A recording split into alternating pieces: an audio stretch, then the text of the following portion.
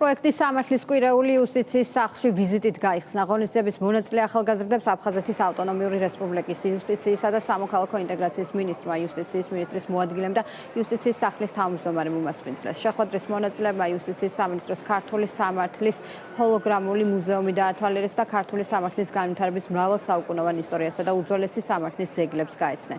ასევე მიიღეს ინფორმაცია იუსტიციის სახლის მიერ შემოთავაზებული სერვისების, მათი ხელმისაწვდომობისა და საჯაროების პრინციპების შესახებ.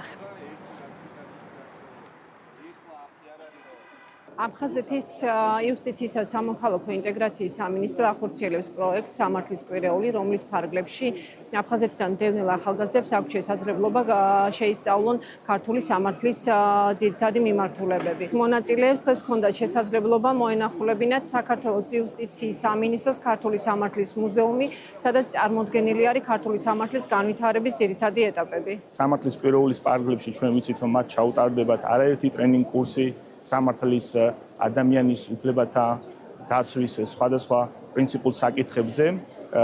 ამ მიმართულებით ჩვენ თანამშრომლობას გავაგრძელებთ სხვადასხვა პროექტის ფარგლებში და მოხარული ვიქნებით ყოველთვის უმასპინძლოთ აფხაზეთის ოკუპირებული ტერიტორიიდან დევნილ იძულებით გადაადგილებულ ახალგაზრდებს. სტუდენტებს გავაცანით იუსტიციის სახლის მნიშვნელობა, მისი მუშაობის სპეციფიკა, თუ რამდენად მნიშვნელოვანია 500-მდე სერვისის თავმოყრა ერთ სივრცეში.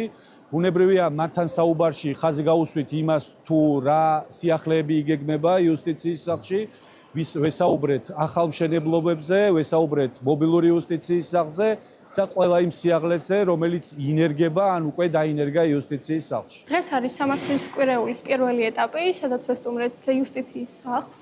აქვე არის იუსტიციის სახლის სამართლის მუზეუმი.